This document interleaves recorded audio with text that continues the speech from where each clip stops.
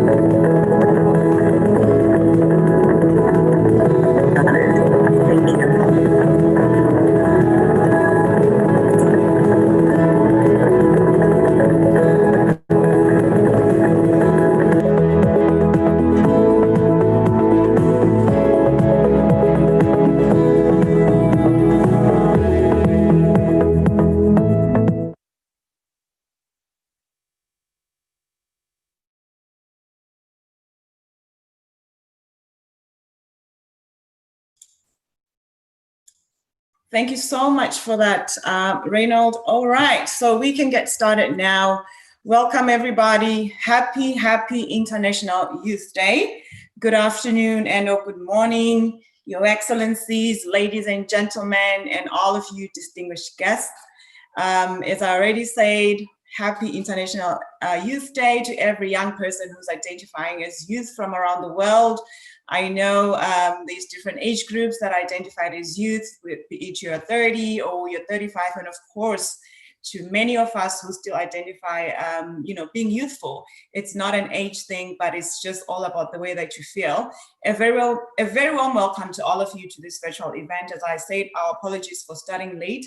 We had a few technical difficulties at this time, but I hope everyone is ready and your seats are buckled up and we're ready to go. We have a very wonderful program outlined for you. We have wonderful guests. We have an amazing panel and a great discussion that will be held sometime during the event. We also have polls that will be coming up. And by the way, this event is has interpretation in French, so you can just check over for the language that you understand as we go along. And as I said, welcome again to the launch of the report on the greater inclusion of African youth in public service and governance, as well as to an intergenerational dialogue panel on the intersection between youth advocacy and political will in driving youth inclusion in leadership. So this event is hosted, of course, by the African Leadership Institute in collaboration with the African Union Office of the Youth Envoy. The partnership was culminated in a 2-day virtual engagement, which was held on between May 4th and May 5th, 2020, a couple of months ago. It included policymakers, there were young ministers, parliamentarians, and youth leaders who came together to discuss the best practices in terms of introducing policies which facilitate greater youth inclusion in governance and position of influence within the continent. As we know, our continent of Africa has the largest population of young people, so it's very imperative that young people are included in policy making, they're included in decision making when it comes to places of leadership, but there's also co-leadership and mentoring involved. And then following these engagements, of course, in May, a report documenting all the outcomes and the insights from the workshops were developed by the OIE and the AFLI, sorry to say. And so for us to get started, for those joining us for the first time, I'm sure a few of you have seen me in a couple of virtual events that we've hosted in a few months. My name is Cindy Zamora Bernard. I'm based out of Toronto, Canada. I am the team lead and coordinator for the intergenerational dialogues here at the Office of the Youth Envoy. And I'm honored to be your event MC today, as well as the moderator for the wonderful panel that will be happening today. And before we start our program, I'd like to, of course, honor and recognize all our high-level guests that are joining us here today, including the keynote that will be coming from Her Excellency, the First Lady of Namibia, Mrs. Monica Gaynos. My pleasure also welcoming, of course, our AU Youth Envoy, Ms. Aya Chebi. Happy International Day to you, Aya. And as well as the ministers that will be part of the panel this afternoon. Her Excellency, the Commissioner at the AU Political Department, Mrs. Steusoma Minata Samete. My apologies, Your Excellency, for wrong pronunciation. And of course, we'll be having Mr. Jay Naidu, one of our pioneers for youth leaders. He's a strength to reckon with. Jay was a cabinet minister in the Nelson Mandela cabinet, so he'll be here to join us for the panel that we'll be hosting. And so without any further delays, I'd like to invite the Youth Envoy to take the floor to give us her opening remarks at this time. Also bearing in mind that we are running a little bit behind time, but I'm sure we're going to catch up. Ms. Shaver, the floor is yours, respectfully, for 5 minutes. Thank you. Thank you so much, Cindy, and good morning, everyone. And first of all, happy International Youth Day to everyone. Youth and former youth, it's the day to celebrate to everyone. I want to first of all acknowledge the presence of the First Lady of Namibia with us. I met the First Lady early this year and could not get her speech out of my head ever since, and I'm so grateful.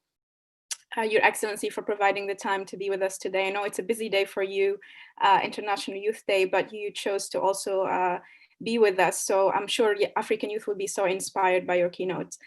Commissioner of Political Affairs, thank you also for supporting the project. I want to especially thank Public Service Division and African Governance Architecture Secretariat of the Department of Political Affairs, who have provided a lot of guidance throughout this process.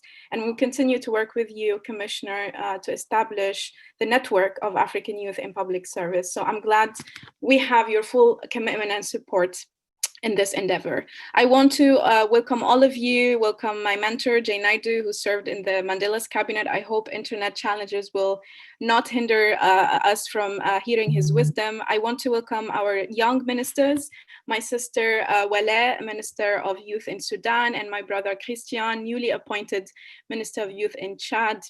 And there are many other young ministers on the continent we would have loved to have here. Africa is very proud of you all, and you are examples and role models of what this launch actually is about. I want to welcome everyone watching us. Thank you for being with us in this special day for the launch of the report on greater inclusion of African youth in public service and governance. The report, as Cindy said, is the result of 2 days virtual workshop we convened in May with our partner, the African Leadership Institute, and brought together experts, policymakers, and youth and governance to share best practices and analyze reforms on the continent. The workshop resulted in 8 practical policy recommendations that we are revealing today, and all of the reforms we identified have been tested in at least one African country, and it's showing results and impact, and it can be replicated in other countries. The report also takes its foundation and analysis from Agenda 2063, the African Youth Charter, the African Charter on Public Service and Administration, which is extremely important because we have one of the most progressive continental frameworks in the world, and to see results, we just need to implement. We also want through this report to bring attention back to the governance gap of supply and demand and the generation gap, which shows the average age of African leaders today as 64 and the average age of the population at 20. So we have the largest gap in leadership in the world, which is resulting in distrust between African institutions and youth, and especially more visible now during COVID-19 pandemic. Young people see this as not only a health crisis, but also a governance crisis. So we're hoping with this report that we will also transition to another theory of change, because we are a generation in transition, and we need to move beyond or from a transfer of legacy and passing the torch and the baton, as we always hear, to move to an approach of intergenerational co-leadership, because we cannot inherit systems we didn't co-design. Instead, we need a wider generational collaboration and solidarity based on experience sharing, dialogue, and co-creation. And to conclude, for my peers, I think as young people, as young women, we need to also have the will and guts to occupy leadership positions we deserve. We do not need permission to participate or to be invited at the table. We must occupy the parliamentary seats, the ministries, the local councils, the municipalities, political parties, and all the governance spaces, so we can digitalize our traditional bureaucratic institutions and contribute to our countries, because whatever decision we're making today, we will be the ones bearing its results. I believe truly there is no governance without intergenerational co-leadership. And now the launch is only the beginning of our advocacy efforts. So we hope through this report to reinvigorate this debate on public policies on youth, and particularly the reforms related to public service. And from here, I hope that we will continue to build a community of peer learning and best practices to attract more youth and more of you here watching us into governments and politics, and push for accountability of these reforms. I want to really thank in closing Dr. Jackie and her entire team at AFLI for this wonderful collaboration. Thank you to the co-authors of the report, Monique and Dr. Chamaka. Thank you to the Ford Foundation for funding the project. Thank you to my team from the Office of the Youth Envoy and everyone behind I might have missed who contributed in one way or another to this final product today. And all of you watching us, let us mobilize and advocate in your countries and across the continent for these 8 practical policy recommendations to ensure together we can co-lead the Africa we want. Thank you. Thank you, Ms. Chadwi. That was amazing, and how so fitting that this report is being launched today on International Youth Day. And thank you as always for always echoing and reminding us of the importance of intergenerational co-leadership. And I'm sure our beloved continental leaders are hearing our voices, they're hearing your voice, they're seeing your leadership. And of course, I think the young people are responding as well to the call of them coming to the front and taking on, you know, and lifting up the banner to co-lead with the seasoned leaders and their leaders in each of their respective communities. And now I'd like to invite Her Excellency the Commissioner, Minata Samate Selsoma, if she's on the line, for her to take the floor to give us her remarks respectfully for 5 minutes. Your Excellency, the floor is yours. Thank you. Thank you very much. Excellence, Madame Monica Gengos, Première Dame de la République de Namibie, Mesdames et Messieurs les ministres, on m'a dit qu'il y a beaucoup de ministres, Soudan, Tchad et Afrique du Sud et autres présents à la réunion. Honorables membres du Parlement, chère fille Aya Chibi, envoyée spéciale de l'Union pour la jeunesse, Mesdames et Messieurs les participants, tout protocole d'humain observé. C'est pour moi un honneur de prendre la parole à l'occasion du lancement de l'important rapport sur une meilleure intégration de la jeunesse africaine dans la fonction publique et la gouvernance. Le lancement de ce rapport coïncide aujourd'hui avec la célébration de la Journée internationale de la jeunesse. Je voudrais à cet égard exprimer mon appréciation à l'envoyé spécial Aya Chebi et surtout également à African Leadership Institute pour l'excellent travail abattu afin de nous permettre d'avoir l'important rapport aujourd'hui. Il s'agit d'un véritable outil de référence qui ouvrira certainement la voie à un meilleur engagement de la jeunesse africaine dans nos administrations et autres secteurs de la gouvernance. Mesdames et messieurs, il vous souviendra que les chefs d'État et de gouvernement de l'Union africaine ont dédié toute une année, l'année 2017, à la jeunesse sur le thème de tirer pleinement profit du dividende démographique en investissant dans la jeunesse. Ce thème tire son quintessence de l'agenda 2063 et qui exhorte également les pouvoirs publics et le secteur privé à considérer l'investissement dans la jeunesse et les femmes comme fondement afin de nous permettre de réaliser l'Afrique, une Afrique développée, paisible, prospère. Je souhaite également rappeler qu'en 2017, lors de la commémoration de la journée de la fonction publique à Kigali, il avait été recommandé de consolider la culture des prestations de services publics de qualité centrée sur les citoyens. Pour ce faire, les États membres de notre Union ont été invités à promouvoir urgemment la participation des jeunes au niveau de la fonction publique, faciliter leur accès aux structures décisionnelles de la fonction publique afin d'impulser les changements que nous souhaitons pour résoudre les problèmes que nous rencontrons dans nos administrations. Je voudrais également rappeler le rapport de la Banque mondiale sur l'importance de la jeunesse africaine entre 15 et 25 ans qui constitue 37%, et au-delà, nous avons plus de 60% qui sont sans emploi, ce qui n'est pas normal. Il nous faut exploiter ce potentiel et à travers les programmes pour bénéficier du dynamisme de nos jeunes, afin de permettre aux citoyens d'une manière générale et à la jeunesse de participer au développement du continent.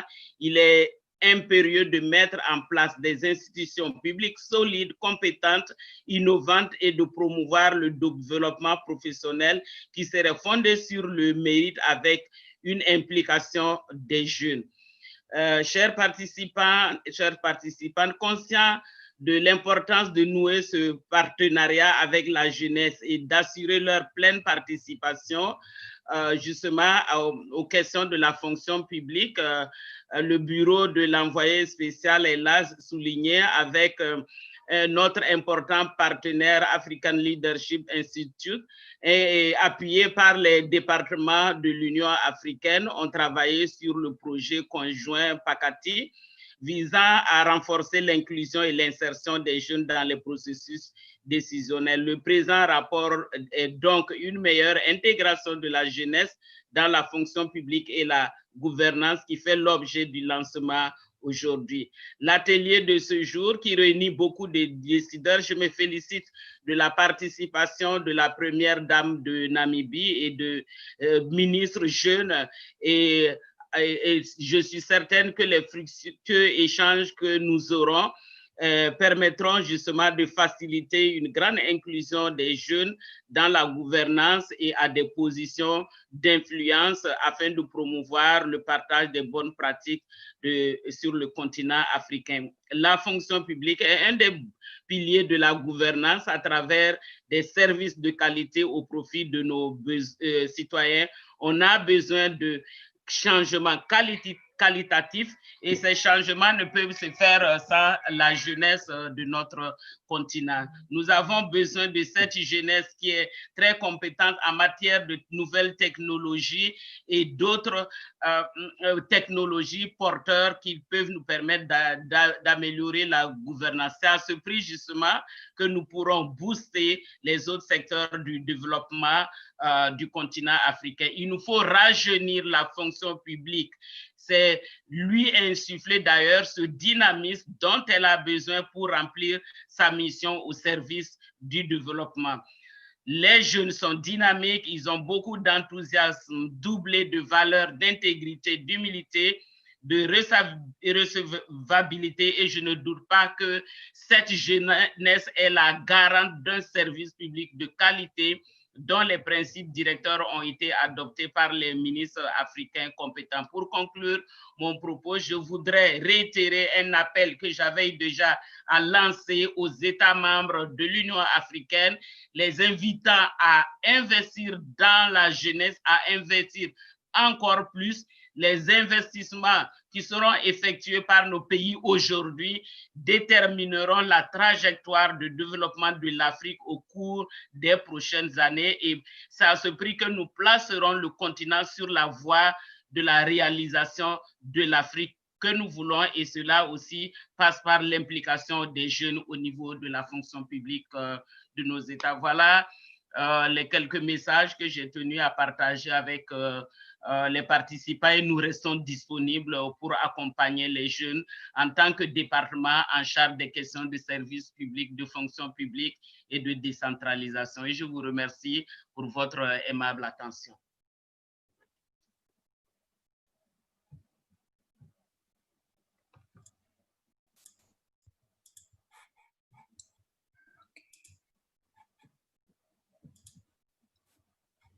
Thank you so very much, Commissioner, for those words. We really appreciate you taking the time to to give us your welcome notes. And thank you for echoing, of course, the importance of partnership and the inclusion of youth on the issues of leadership and governance, but also reminding us, all of us here and beyond, that changes, if we anticipate to see them in our continent, they are not going to happen without young people being involved, as they are truly dynamic and they have the ability to lead and engage. Therefore, all our leaders need to really make an investment in young people. So we're very thankful for that note. And at this time, I hope our keynote is ready for us. It is my humble pleasure and honor to introduce one of the most amazing women, I believe, that we're blessed to have in our beautiful continent of Africa today, Her Excellency, the First Lady of Namibia, Mrs. Monica Genos. And for those who don't know, she's not just only the First Lady, she's actually a qualified lawyer and a businesswoman, and she had over 15 years of experience in the financial sector. She's also the UNAIDS special advocate for young women and adolescent girls, and she champions the Start Free, Stay Free AIDS agenda at UNAIDS, amongst other notable advocacy platforms that she's involved in. And so if the Office of the First Lady is ready, First Lady, you may take the floor respectfully for 10 minutes to give us your keynote. Once again, welcome. Thank you for being here with us today. So thank you for having me, and I appreciated listening to Commissioner Samate's very informed views. It's fantastic to be with you again. I'm sure we will meet at some point, COVID willing. And thank you for asking me to have this conversation. I think many of you know by now, the ones who have been following my speaking, is that I prefer a conversational style of speaking. And one of the first things I want to really note is that I attribute meaning to words. And I found it significant that the title of this paper emphasizes the word greater inclusion. It implies that the inclusion that exists needs to be expanded and fast-tracked. And if you distill the essence of the launch paper, the message is essentially, hey, thanks for including us, but stop acting like you're doing us a favor, because the truth is you're not doing enough. You are not doing it fast enough. And since it looks like you don't know how to include us, let us tell you. Of course, those aren't the words used by the authors, and the paper strikes a balance between the need to be diplomatic without diluting the need to be instructive. The words in print are carefully arranged to acknowledge what is being done. It asks that more be done and that they give guidance on how it can be done better. And I know that there's going to be different views on this, but what I've experienced and what I observe is that how you say something is as important as what you say. And this launch paper manages to say what young people are saying to each other privately. These guys don't see us. They include us, but they're not listening to us. I'm sure that by now, many of you have been given a proverbial seat at the table and are starting to notice that sitting at the table doesn't automatically translate into being heard. I'm sure many of you have left meetings rephrasing how you could have said something better, or frustrated that what you meant to say was misunderstood or miscontextualized because of the wrong timing, the wrong context, or the wrong choice of words. Am I asking you to contort yourself to fit into respectability politics and behave yourselves, sit quietly and only speak when spoken to? No, I'm asking you not to conform, not to dilute yourself, and not to seek approval. What I'm asking you is that you think about what it means to communicate effectively and strategically if the chance of your input stands a better chance of being taken seriously, because I make the same point by deploying different language. Then the need to be effective requires you to be smart. Like this paper, which is cleverly launched on International Youth Day, it's possible to deliver some hard truths by being strategic in terms of timing, tone, and truthfulness. If you are sitting at the table and you can't change the agenda, you have not been included, you've been co-opted. I've sat on boards of leading private and public sector companies as the youngest member of the board. I know how it feels to say something that gets ignored, and 10 minutes later, when somebody else uses different words to say exactly what I said, then all of a sudden it's the best thing. The lesson sometimes, it's not how you say something. It's also about who says it. As many of you have noticed, there are rules to power and politics. The worst thing about these rules is that many of them are unwritten and unspoken, And we often need a guide to ensure we don't break what we didn't even know exists. And you'll often just hear, but it's not done that way. But nobody explains to you how it's done. It was interesting to see how the report highlighted the utilization of special advisors as a pathway to politics. It rightly points out that this talent pipeline should be institutionalized and not be dependent on how a head of state feels. I agree with this position. I agree with the assessment that in Namibia, the incumbent president has shown commitment to the appointment of young people. I've seen how he spends time to nurture, develop, and engage young people. But what happens if they break an unwritten rule or when a new president takes over? What if they don't feel the same way as the former president feels? So it is best to have transparent policies and clear processes. I'm also pleased that the report includes quotas as a way of expediting youth inclusion. It's not a popular suggestion, but it's an important one. The question with quotas will always be, you're so good. Why can't you make it on your own? As a Black woman, I understand the nuance of that sentiment. I hear the unspoken complaint that it's unfair and a self-respecting qualified candidate should rely on their competence. The reality is that no matter how qualified or competent a young person is, there are perceptions and unconscious bias that impact how you're perceived. Youth inclusion will not be achieved without a quota system. It's also the most orderly way to ensure continuous intergenerational succession. When I speak about youth inclusion, I speak with the assumption that we're all on the same page, that youth representation must be demographically representative. I know the struggles of many young female political leaders across the continent, and there'll be a moment when we'll need to speak and address the debilitating impact of political sexism on the careers of young women. I want to make some observations, and before I do it, I'd like to explain quickly what informs my views. So while I'm qualified as a lawyer, my experience was primarily in the financial sector, where I started at the stock exchange. I headed up a corporate finance advisory unit in an investment bank. I became a founding shareholder and managing director of Namibia's first private equity bank. I was also a shareholder and a chairman of a commercial bank and many other public and private companies. I was on a number of bodies that gave high-level policy advice, including the President's Economic Advisory Council, Public Office Bearers Commission, the Namibian Chamber of Commerce, and the ruling party's think tank.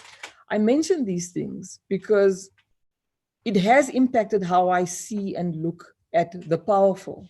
When I married my husband, I resigned all these roles and changed from being a participant to being an observer.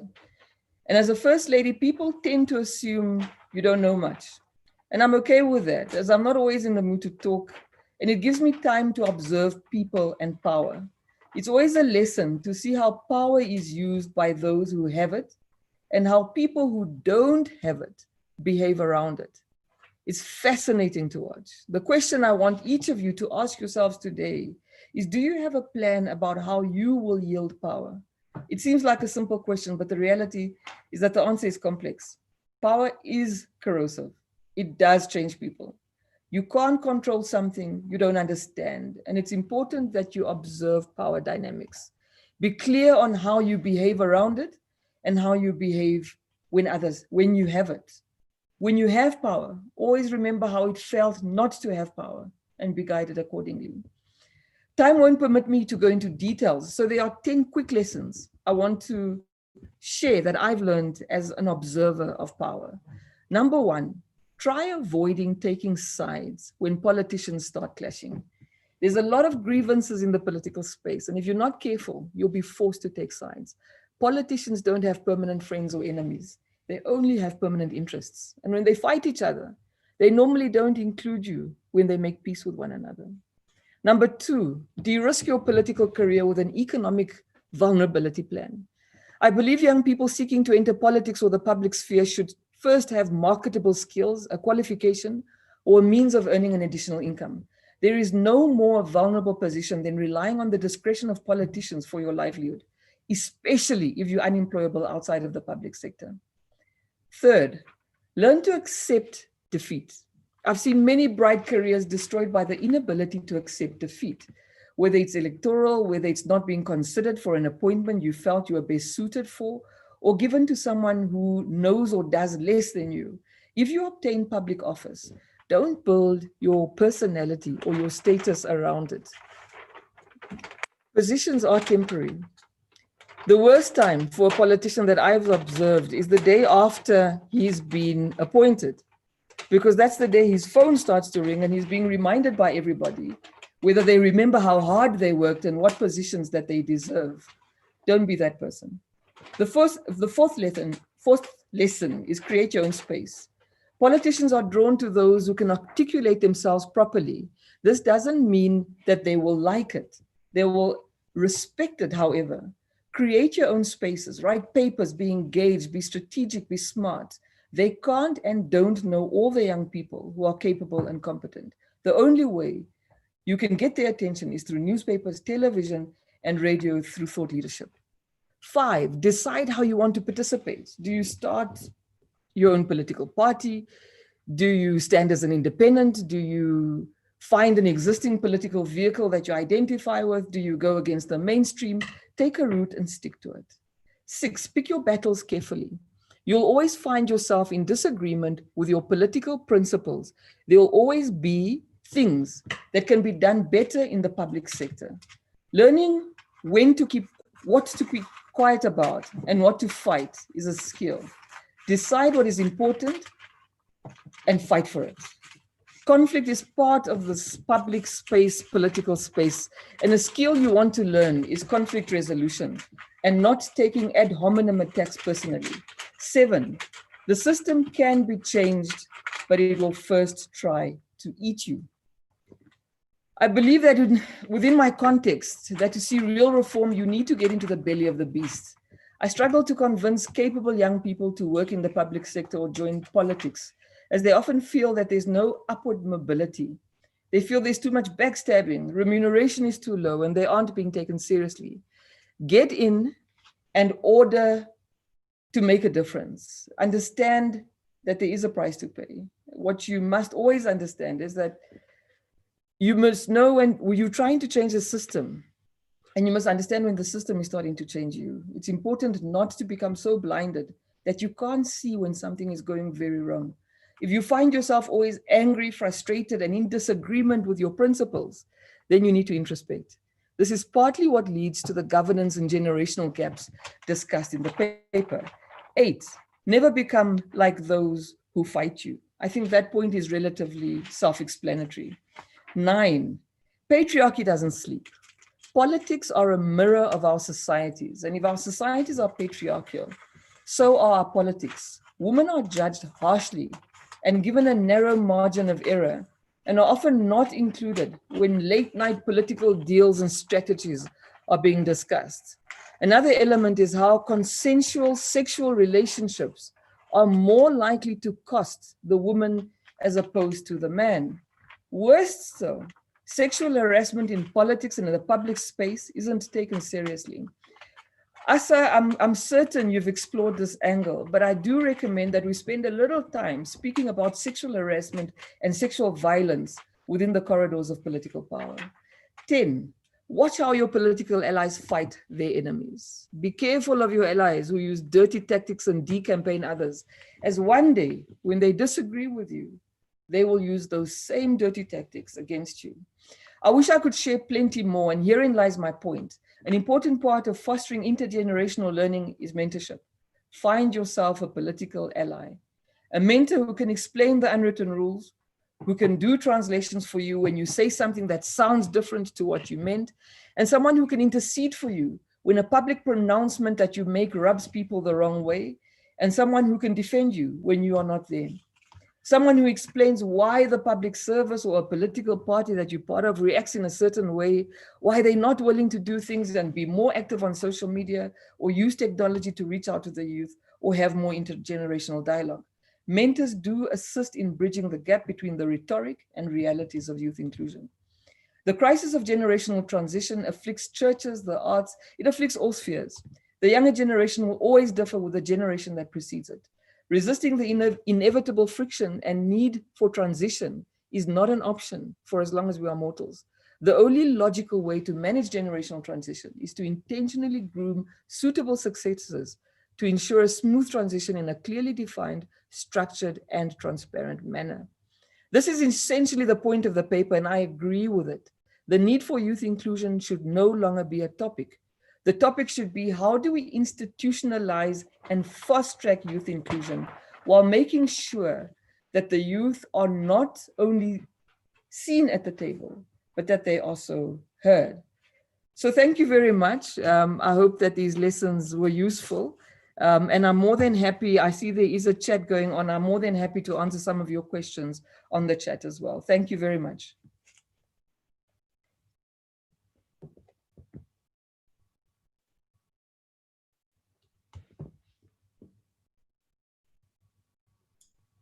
Thank you very much, Your Excellency, First Lady. That speech was inspiring. I honestly, amongst everyone else, I wish you could just keep going and talking, and the chat is blowing up. I'm looking at all the comments. Others are asking if you can stay longer. Others are asking if we can expand your time. Others are asking if maybe another event can be made so that you can just come over and continue sharing more of your insight and your wise words.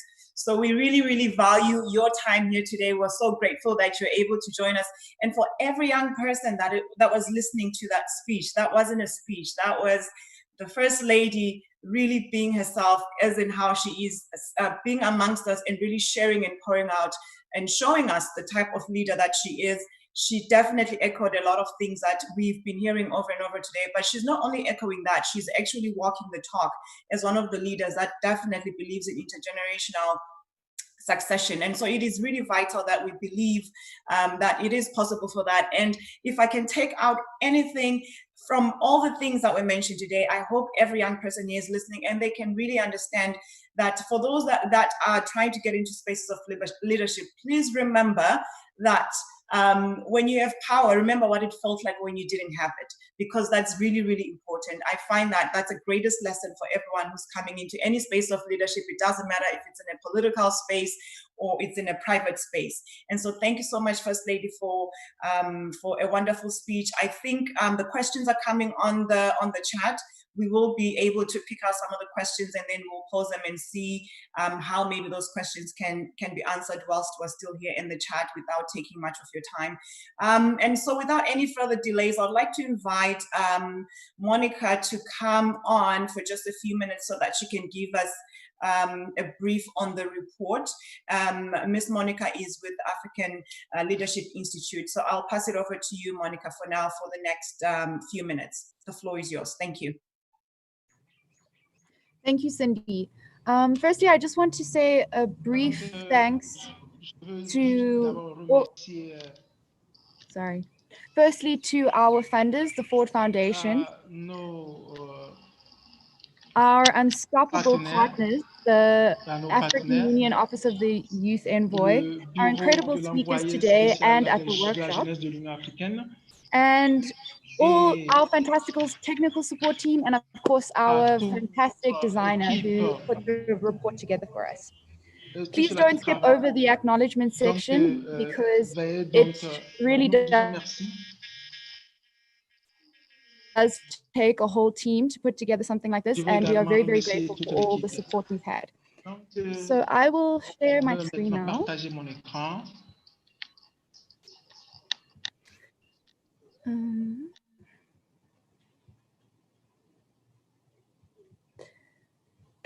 So the impetus for this report really rests on the three most compelling reasons why young Africans must be at the center of Africa's development and governance. I won't go into this because, as the First Lady of Namibia said, this really isn't the focus of the report, but these reasons are representation, the co-creation of solutions, and most importantly, sustainability. If we look at global demographics, Africa is by far the youngest continent on the globe and is set to remain so for the next 30 years. 70% of the continent are under the age of 30, while only 3% are over the age of 65. Yet, if we look at governance statistics, in 2018, the average age of an African executive office holder was 64.5 years old. What this represents is a very large governance gap, in which the gap between those who govern and those who are governed is so great that it creates distrust and political instability. So from a sustainability perspective, it is imperative that young leaders are given a seat at the table. African governments must institutionalize formal pathways for young people to move into elected and appointed positions at every level of government and public service. So essentially, that's what this report does. It puts forward a number of policy suggestions to help governments, African governments, think about how they can institutionalize these pathways. And the way the report has organized this is in a tiered manner. So the first, and it's tiered according to 4 themes. The first theme is lowering political and economic barriers to formal political participation in elections. The second theme is fostering intergenerational learning in public service. The third theme is formalizing roles for independent young technocrats. And the fourth theme is institutionalizing the means for youth civic engagement. Each theme is accompanied by an illustrative case study in which the policy or approach has been implemented successfully in an African country. However, we do want to emphasize that this is not an exhaustive list of progressive policies, but rather it is based on our consultation both during the aforementioned workshop, but also after the workshop, and it's also based on available data. And it's also important to say that this is the starting point. It's about opening up the conversation, and it's about thinking about ways to formalize these pathways for young people. So just to give a bit of context about the policies and the country case studies, for the first theme, so theme 1 is illustrated by Yaga's Not Too Young to Run movement, which championed the age reduction bill in Nigeria. The second theme is demonstrated by Rwanda with its well-structured youth internship program, which has institutionalized a pipeline of young skilled public servants. The third theme is illustrated by the case study of special advisory roles in Namibia and Nigeria, which shows how governments can develop a pathway to bringing young technocrats into the policy realm at a much higher level in governance. And the fourth theme is illustrated by the case of Morocco's parallel youth government, which institutionalizes youth civic engagement in government with parallel or shadow youth ministers. So based on these case studies, this report endorses a youth mainstreaming approach, which is essentially a holistic and cross-sectoral approach to youth development, in which the idea of youth development extends far beyond simply the youth ministry. More specifically, this report puts forward 8 practical recommendations. Number 1, adopt an intergenerational co-leadership approach across governance structures. Number 2, lower age requirements for entry into government or for contesting in electoral positions. Recommendation number 3, remove economic barriers. This refers to high candidacy fees, or you could introduce a waiver for young electoral candidates so that they don't have to pay these fees. Number 4, introduce and enforce youth quotas at every level of government and public service. Number 5, develop structured youth internship programs to train and retain youth in public service. Recommendation number 6, appoint young technocrats and special advisors and envoys for support at every level of government in order to drive innovation. Recommendation number 7, strengthen and democratize national youth councils and youth parliaments, among other structures, to ensure that youth contributions across all sectors and government and policies. And the final recommendation, establish accountability mechanisms to ensure that reforms will outlive political will and are not reliant solely on political actors. So these are the 8 recommendations, once again, for everyone to have a look at. We will be showing them again in the break. And on that note, we will be sharing a poll to get a sense of what the viewers think about these recommendations and which ones you would prioritize. It is a multi-choice poll, so you can choose as many answers as you want. And then once everybody has made their selections, this is also just a notification that the report is now live. So it will be available on the link that will be shared shortly.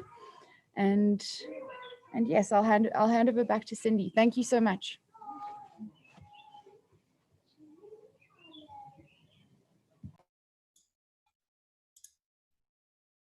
Thank you so much, Monique, for that.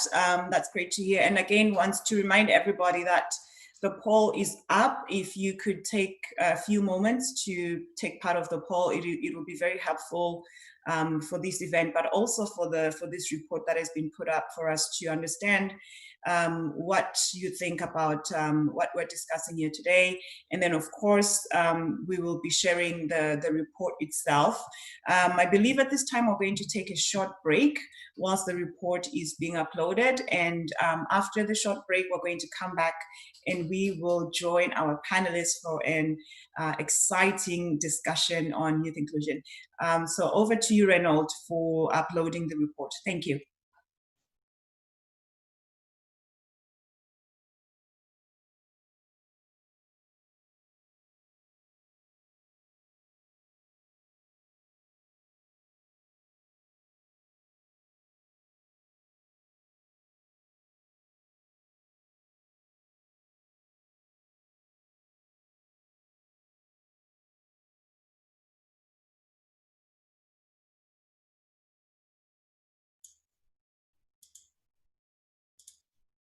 Apologies on that. I do understand that the report is already live.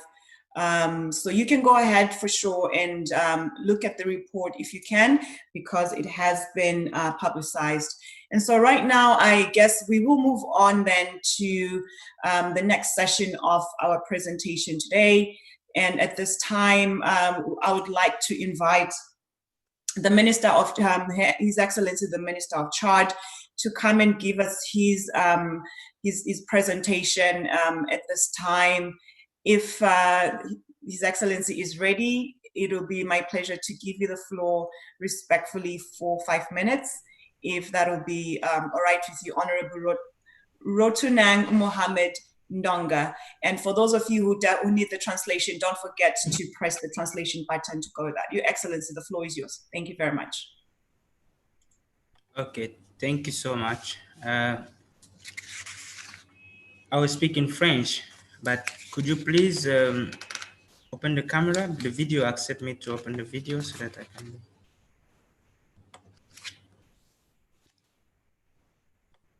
Voilà, bien. Merci beaucoup, Cindy. Son Excellence, Madame la Première Dame de Namibie, chers confrères ministres, Madame la représentante spéciale de la jeunesse auprès de l'Union africaine, Madame Cindy, c'est pour moi un honneur de participer au lancement de report sur une meilleure inclusion de la jeunesse africaine dans les services publics et dans la sphère de la gouvernance. En réalité, ce n'est pas une demande de la jeunesse, mais c'est un droit absolu de la jeunesse d'être impliquée dans toutes les instances de prise de décision. Pour parler un peu de mon parcours comme le protocole que j'ai reçu, en réalité, depuis 6 années, je suis un acteur de développement de l'écosystème entrepreneurial et développement de la jeunesse dans sa globalité. Donc, chaque matin, je me lève comme tout jeune qui voudrait apporter sa contribution au développement de sa nation pour pouvoir mener des actions ou bien des activités visant à développer la jeunesse, ma communauté, la jeunesse qui constitue en réalité 70% de la population du Tchad. J'ai été plusieurs fois président du comité d'organisation de la Semaine mondiale de l'entrepreneuriat, j'ai initié plusieurs activités de jeunes. Et aussi, j'ai mis sur pied une organisation qui est appelée le Réseau de jeunes pour le développement et le leadership au Tchad, qui œuvre pour l'employabilité de la jeunesse dans sa globalité.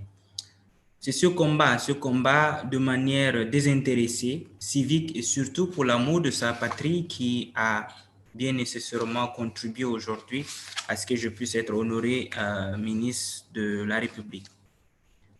C'est le fruit en réalité d'un combat, un combat structuré dans tous les domaines et avec la contribution en réalité de tous les acteurs qui constituent la couche jeunesse du Tchad, pas seulement du Tchad, mais de l'Afrique dans toute sa globalité. Parce que vous conviendrez avec moi qu'il faut rappeler que notre président, le maréchal du Tchad désormais, Idriss Déby Itno, a été consacré champion de la jeunesse en 2017 dans le cadre de la feuille de route de l'Union africaine, tiré avantage du dividende démographique en investissant sur la jeunesse. Je pense que c'est ce départ, cet enthousiasme qui l'a mené, lui, en tant que champion en 2017, à pouvoir désarmer toutes les limites qui ont été données à la jeunesse et pouvoir, lui, se donner la mission de porter auprès de ses pairs le plaidoyer de la jeunesse. C'est une mission qu'il a, lui, portée, pas seulement parce qu'il le voulait, mais parce que la jeunesse, en réalité, avait le droit de participer sur la scène de la gouvernance du pays. Et ce droit aujourd'hui est démontré par le gouvernement du 14 juillet, dont je fais partie, et qui est constitué majoritairement. Ce gouvernement a été rajeuni de la manière la plus drastique jamais vue au Tchad. Donc, ce rajeunissement, en réalité, a permis de donner un souffle nouveau au combat des jeunes dans la quête vers l'inclusion de la jeunesse dans les instances de prise de décision. Je ne me dirais pas le mieux placé ou bien le jeune idéal pour être à cette place, mais je me dis que c'est le fruit en réalité que chaque jeune Tchadien a porté en termes de plaidoyer et aussi en termes d'apport personnel, parce que pour qu'on puisse faire confiance à la jeunesse, il faudrait qu'elle-même puisse être la force motrice de son développement. Et c'est cet aspect-là, c'est cette force-là que chaque jeune devrait apporter pour que, en réalité, les gouvernants puissent comprendre que la jeunesse a un rôle assez fondamental dans la réforme du continent. C'est aujourd'hui une réalité au Tchad, oui, nous sommes plusieurs jeunes ministres dans le gouvernement et je pense que ceci lance un appel assez fort à tous les autres chefs d'État de pouvoir inclure la jeunesse dans les instances de prise de décision. Pour moi, l'autre question, c'est s'il faut choisir parmi ces recommandations, laquelle pourrait être portée au plus haut niveau, c'est le cadre institutionnel même de la prise en compte de la jeunesse dans les sphères de décision. Il ne faudrait pas juste que le président actuel puisse être celui qui porte à cœur la jeunesse, mais celui, si jamais il y a succession, qu'un autre vienne mettre en mal cette représentation de la jeunesse. Il faudrait donc créer ce cadre institutionnel qui permet à la jeunesse d'avoir une part dans les nominations. Et c'est ce combat-là que je me dirais, je porterai tout au long de mon parcours ministériel, mais aussi ce combat qui sera celui d'honorer toujours la jeunesse, d'honorer la jeunesse par l'abnégation, par surtout le travail bien fait et surtout l'amour de la patrie. Il faut aussi rappeler que pour que la jeunesse puisse être entendue, il faudrait qu'elle fasse preuve de bravoure, preuve d'engagement et preuve d'amour assez sincère pour sa nation. Force est de constater que beaucoup de jeunes s'engagent dans la vie associative, s'engagent dans la vie politique juste pour des intérêts personnels. Et face à cela, les décideurs ne peuvent pas croire en cette jeunesse-là parce qu'elle découvre en elle qu'au-delà des intérêts personnels, il n'y a pas d'intérêt à caractère national. c'est un frein pour nous, la jeunesse. Et moi, je voudrais aussi interpeller la jeunesse en cette journée internationale de la jeunesse à faire preuve de beaucoup d'engagement pour sa patrie, pour le continent africain, pour qu'elle puisse en réalité impacter par des actions bénévoles, des actions désintéressées, des actions qui viennent du cœur, des actions qui viennent vraiment de l'envie d'exceller, prouver au monde entier que cette jeunesse a sa place. Cette jeunesse a sa place en réalité et le gouvernement ne peut que conjuguer avec elle parce qu'on ne peut pas construire une vision sans celle qui doit porter cette vision. Alors, s'il faut une vision pour le Tchad de lendemain, c'est cette jeunesse-là qui doit être actrice de cette vision-là. Étant actrice, elle doit être impliquée dans sa réalisation. Donc, elle doit être actrice de la co-réalisation de la vision. Et pour ce faire, il faut, pour moi, mettre un accent particulier sur les échanges intergénérationnels.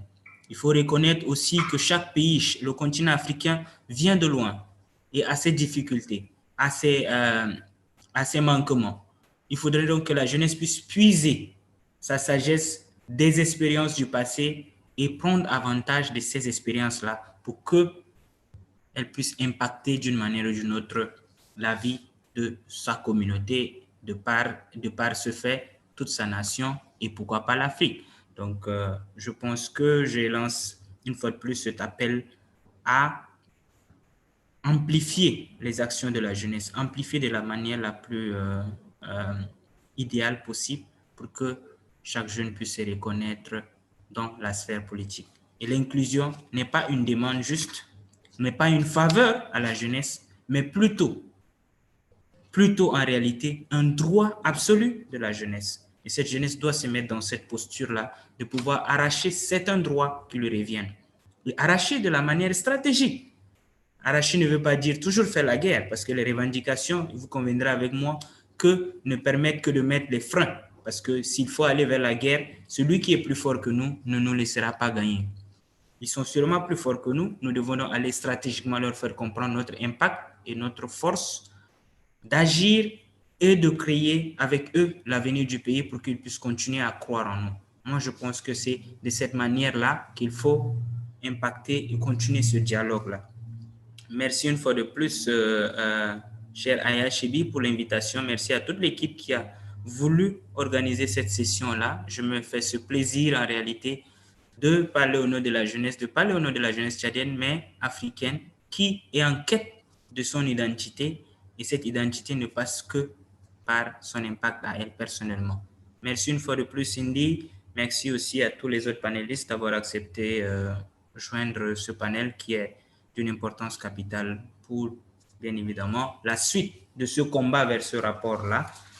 Mes félicitations à African Leadership Institute qui ont aussi porté cette initiative pour que ça puisse voir le jour aujourd'hui. Merci une fois de plus.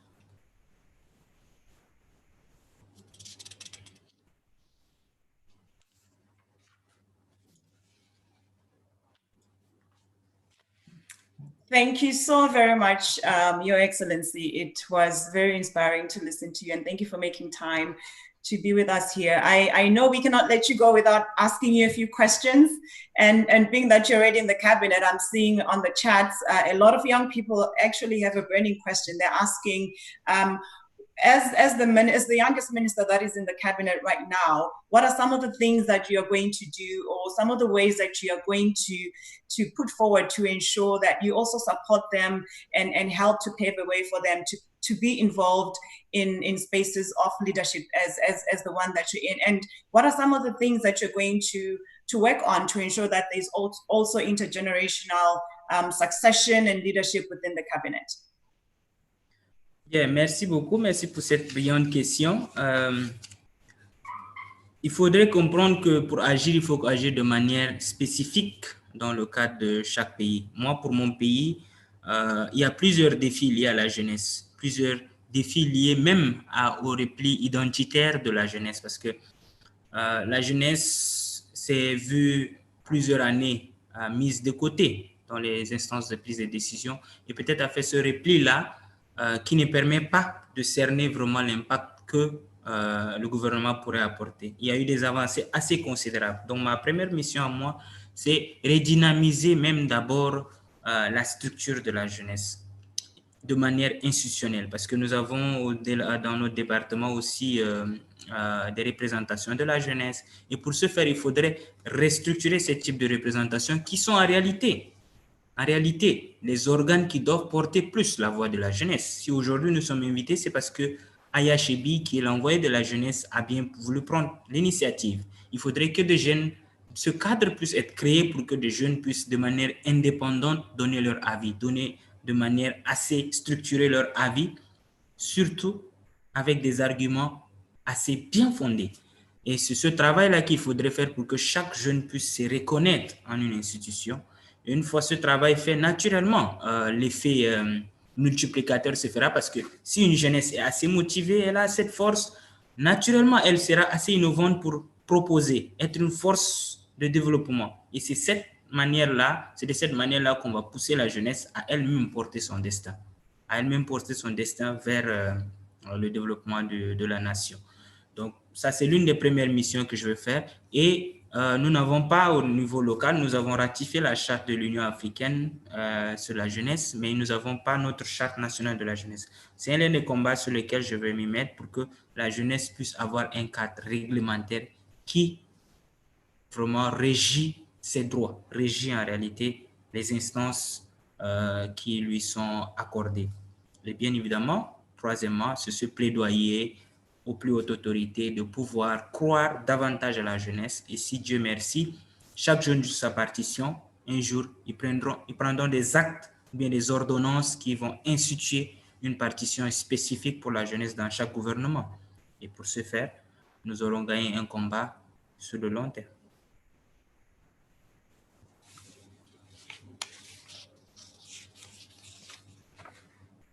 Thank you so much, Your Excellency, for that. It was quite precise, and I think the young person who asked that question would be satisfied.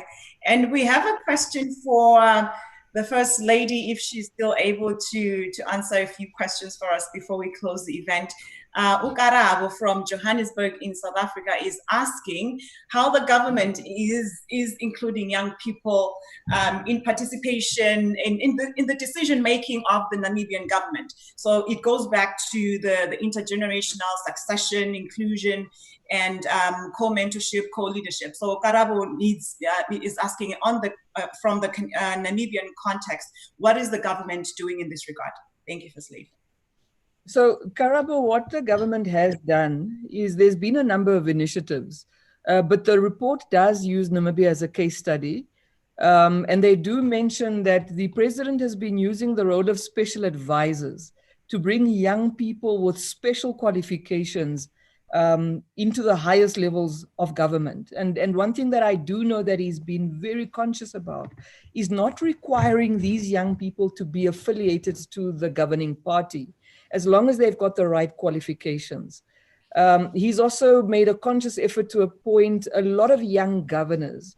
Karabo, you'll also know that Namibia has a 23-year-old parliamentarian who's a law graduate who had been basically ripped out of her job at the Ministry of Justice as a prosecutor. And then from a governing party perspective, recently there was a meeting where the governing party reduced a requirement for young people to be in the central committee of the party for 10 years before they can be considered for a leadership post in the top 4 of the party. So it's not just the governments that need to do something. It's also the political parties need to make it easier for young people to participate. And I want to agree with the report where it says it should be institutionalized. I think the president of this country is fantastic when it comes to youth engagement and youth inclusion, but it shouldn't depend on him. It should be part of an institutional infrastructure that continues regardless of who is in power. So I hope that answers your question, Karabo. C'est un parent de Bongo qui fait ça au Cameroun. Il s'appelle Brunel. C'est un cadre aussi qui a fini à l'INJ Yaoundé.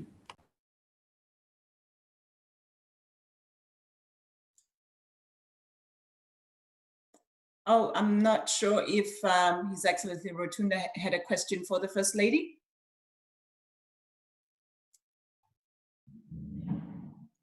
Okay, I guess not. And we have one more question for you, First Lady, before we let you go. It's from Guilen Isimbi, I believe I'm pronouncing it right.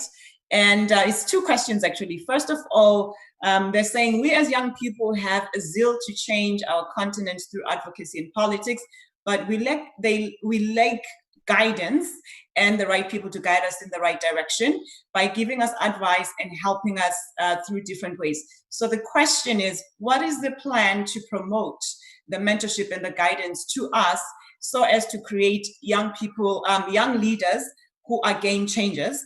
And to top that question, they're also saying, what is some advice that you can give to young women, especially on how they can climb up the ladder, seeing that it's mostly male leaders that are in some of these spaces, and for young women specifically, they face a lot of challenges and a lot of discrimination and a lot of hindrances along the way. So the first question, it goes back to what we were saying about the Namibian example about special advisors, so I love the idea of internships. I love the idea of inclusion, but I like the idea more of institutionalization.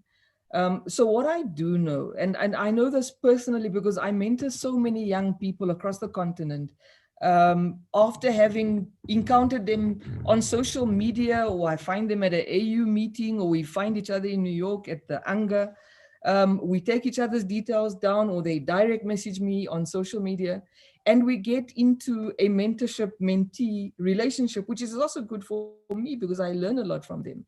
But it should never be dependent on individuals. So I think there's a lot of people who are in proximity to power, like myself, and others who are in power, like the ministers on the panel, who are available for mentorship opportunities. And you shouldn't limit yourself to only those in your country. Reach out to other politicians and those in proximity to power for mentorship. But I do agree, and I think maybe the AU Special Envoy can take this up, is that there is a need for a more structured, formalized mentorship in this space, because it is important for the mentor and the mentee to trust each other, because you must be able to tell me the detail of what you're going through. I must also be able to confide in you and tell you, well, I went through something similar and this is how I dealt with it. And it's not going to work if 3 weeks later you're going to put my business on social media. And then the second part of specifically for young women and the discrimination and the challenges that are in that space, I think again there is to find the person who can direct you. There's many women who've been through this. You're not going through something that other women have not gone through. When we talk about mentorship, I do not find mentorship effective if we're not willing to be open with a mentee about what we failed at what we succeeded, at what we saw and what we didn't see. So we must establish honest mentor-mentee relationships. We must guide one another. I must be honest to young people, what I experienced growing up in a political party, what I saw that I can't say publicly, but which I must tell them privately. We all know in all of the political parties and public spaces we occupy, which ministers are predators. We know in our political parties which guys we must be careful of because they're not safe. Because unfortunately, and I don't mean this as disrespect to men, our politics are a mirror of our societies. So if there's predatory men in society, there will be predatory men in politics. We don't call them out, but we know who they are. And it's important for those who are in those spaces to warn the younger women who are coming up that be careful of this one. It's not because I'm jealous, it's because I know what these people are capable of. So we must be honest. Thank you. Thank you very much, First Lady. And as always, your honesty. This is why many of us love having you in most of these chats and meetings, because you truly speak from the heart and you bring out some of the things that some of us are very afraid to talk about. but you say it with such earnest honesty and truth. Well, I think for now, those are unfortunately for everyone on the chat, there's so many questions that we would like to answer, but in the essence of time, I'm going to have to apologize that we won't be able to take all of your questions at this moment. And please accept our apologies. We had technical difficulties for two of our panelists, including Mr. Jay Naidu, who I know a lot of you were really hoping that he was going to be joining us today, because he really is a great youth empowerment leader. And so for now, at this time, I'd like to pass it to Dr. Jackie Chimanzi from the African Leadership Institute to say a few words before we wrap up this event, because I know there are so many events happening out there today on International Youth Day. We don't want to keep you here. We want to make sure that you're going out to participate on the different events where you can lend your voice and say, you know, and do be part of that inclusion. Dr. Jackie, the floor is yours. You may go ahead. Thank you.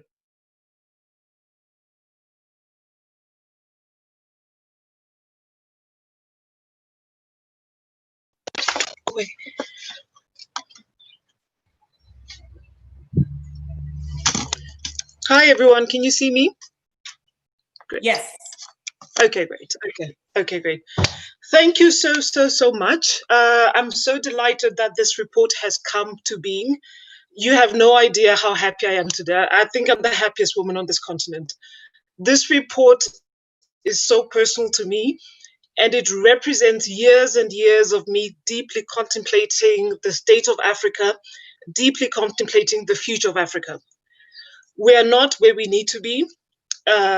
If we continue down this path at this pace, we are really not going anywhere. And I think we need to speak the truth. We spoke about Africa rising, that came and went. We are not where we are, where we should be. Our population growth is eroding economic growth. And as long as your population growth is higher than economic growth, you are really on a treadmill. You're not going anywhere. So in my reflections, I came across the notion that there is perhaps one game change the entire trajectory for the continent. And that game changer, for me at least, is really just bringing the best talent to the table. We need everybody, men, women, young people, together to co-create solutions to some of the most pressing challenges that we face as a continent. And currently, young people are just not where they should be. And given the challenges that we currently face, it will require new thinking, fresh thinking, new energy, new solutions to existing challenges. So that's why I just think bringing young people in is the game changer that is going to change the trajectory of the continent going forward. So this report for me is not just another report. I'm a very practical person. I like things to get done. I'm tired of speeches and statements. It's a very practical report. And what it's really saying is that if you're an African country and you're serious about bringing young people in about it, here are the case studies. Here are the examples of other countries that have done it with some success, right? So it's important, else as Africans, that we learn from each other. We're so very much used to copying things that happen in the West. This is an example from Africa for Africans. Rwanda is doing it, Nigeria is doing it, Morocco is doing it, Namibia is doing it. So we need to learn from each other. And I really want to give reassurances that as the African Leadership Institute, with the funding that we received from the Ford Foundation, we are here to assist governments that are serious about this and want to take this forward. And we're here to help them. So I'm really, really excited for today. But today is the beginning of a journey. There's a lot of work yet to be done. But AYA has been fantastic. The Youth Envoy, the African Union, the Ford Foundation is very supportive with the funding, and we are here to help. And I'd encourage people to reach out, because we do want to see progress. We can't still be talking about including young people in 2020. Africa is demographically the youngest continent on earth, and yet our leaders are also the oldest. It just does not make sense. It doesn't make sense from a representation perspective. People want to be governed by institutions that look like them. So this generational gap has to close. The representation is wrong, but it also just means that our current leaders are not leveraging the talents around them to help them develop solutions, right? So bringing young people in shouldn't threaten anybody. I always hear, oh, maybe they feel threatened. I'm not sure why anybody would feel threatened. We're here to help. It's our continent. Collectively, it's our continent. But it's actually young people's continent more than the current leaders, right? Because it's their futures, right? So the more you bring them in, the more you involve them, it bodes well for everybody. There's no challenging anybody. We need to co-create. We need to work together. And then finally, from a sustainability perspective, I mean, the African Union has got the big agenda right now, Agenda 2063. But how do they expect Agenda 2063 to work if young people are not involved? So right now, when you ask people, what is Agenda 2063? Young people don't know what it is. Young people are very much divorced from the key institutions that run this continent. They don't know how SADC works. They don't know how the regional economic blocks work. They don't know how the AU works. They don't know how SADC or the EAC or ECOWAS works. And yet, these are the people who are going to inherit these institutions. These are the people who are going to make sure that these institutions thrive and go forward. So the sooner we start to bring young people in to demystify the key institutions that determine our futures, the better for everybody. And some of the recommendations we make are actually really simple. Youth internships. So many young people graduate every year out of university. They sit at home with important skills. You know, an internship doesn't cost much money, right? But it just gives young people an opportunity to begin to understand the world of work and to begin to engage with these key institutions. So some of the recommendations we make are very, very simple. All they require is political will. They are not rocket science. It's just political will. So the sooner you start to bring people in through mentorship and internship programs, I think it's good for everybody. So on that note, I really want to thank everybody for joining this important conversation today. And we are also urging young people to remain engaged, because what we're going to do after this is to take these recommendations to different African governments and begin to encourage them to replicate some of these best practices that we have documented. So today is just the beginning. The journey starts, but we're also encouraging all the young people to help us, advocacy, to raise their voices, to tell their governments that we want to be included. We want internships. We want these appointments, you know. So I'm really looking forward to working with young people across the continent to help us in our mission, because it is, after all, their futures. And they have the numbers, right? So they need to amplify their voices to make sure that their governments hear them. Yeah, but we're here to support you. We're here to implement some of these reforms. Thank you so much. Thank you, everybody. Thank you, Dr. Jackie, and for echoing those words. We definitely understand. We know for sure that the African Leadership Institute is definitely working behind young people, and they are, you know, they're leading the talk in ensuring that young people are not left behind. They're actually included. And thank you for giving the support and letting them know that your doors are always open at the institution for them to come and to use the resources that are available to them. With regards to, you know, the point of leadership, because this is the time. And this is, I think, from my perspective, this was wonderful that this report was actually launched today, because it is International Youth Day, meaning that globally this applies to all the youth. It's not just an African context thing, but also reminding the African young people that they are the leaders of today and eventually the leaders of tomorrow, because Africa is the youngest continent at this point. If my technical team is ready, I would like to ask them to play a short video before we give the polls, the results of the polls. Thank you.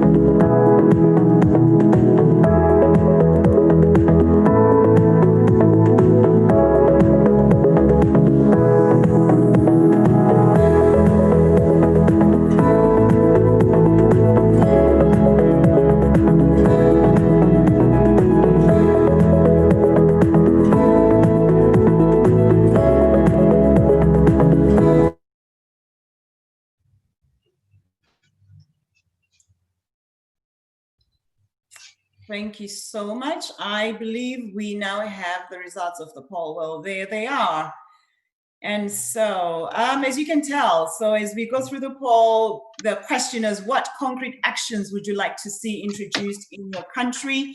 And 36% of you said lower age restrictions to contest elections. 37% of you said reduce nomination fees to contest elections. So that means so that at least economically young people could be able to get into elections if they wanted to, and within their own, and inform their own political party. 65% said introduce youth quotas at every level of governance. I totally believe that's very, very important. We need young people involved in every level of government so that they're able to touch on every issue that matters to them. 68% say develop young youth internship programs. This is what the First Lady was talking about, that youth internship programs are very important when it comes to leadership spaces. So and 52% say appoint young special advisors. I do agree with this one, that we do need to see more young people appointed as special advisors, because they would be able to connect with the larger population, seeing that the continent has more young people than obviously the elders. 52% said strengthen national youth councils, and 39% said introduce a parallel youth government. I think that one is a very important one, and would be quite interesting for a youth parallel government to be introduced. Well, that is the poll that we ran, and thank you so much to everyone that participated in the poll. We will be taking this poll and including it in much of the conversations that will be moving forward onwards from today. But unfortunately, we have to end our program. I'd like to thank everyone that has been part of the program today. I would like to thank our honorable guests. All of you have been honorable. I'd like to thank the wonderful First Lady for joining us today, the Commissioner for joining us today, the AU Youth Envoy. Unfortunately, she had to step off and go to another event. As mentioned, it is Youth Day. It is International Youth Day, so there's a lot of things that are happening out there. I'd like to thank, of course, the African Leadership Institute, the team at the African Leadership Institute, the team at the AU Youth Envoys office, the Ford Foundation for funding this project. I would like to thank the interpreters for being here with us today. And as well, the webinar was produced by LegendaRey Creatives. And so if you don't know about them, you can definitely check them out. And for all of you who joined us from the different parts of the continent of Africa, and if you're in the diaspora like myself, hopefully you have a wonderful day. And for those of you who would like to learn more about the African Union Office of the Youth Envoy, you can definitely follow the social media pages on Twitter, on Instagram, on Facebook, and on YouTube. These conversations are not just ending here on these webinars, but they are continuing onwards with partners such as the African Leadership Institute. And for those interested in the intergenerational platform, I have to put that on because that's my portfolio. Please definitely check us out. We have exciting news to share on a brochure that we will be uploading on our website very soon. So yourselves as young people, if you're interested in hosting your own IGDs, or if you're interested in working with the AU Office of the Youth Envoy to host some of these IGDs, please definitely visit our website. You'll be able to see all that information. And please don't stop engaging with us. Send us your comments, your thoughts, your requests, and your ideas. And stay fabulous. Enjoy your day today. And again, happy International Youth Day to everyone that's celebrating this day from wherever you are around the world. It's been my pleasure, and it is my honor to have been here with you today to moderate this very important day. Thank you so much to everyone. Bye-bye, take care, and have a wonderful day.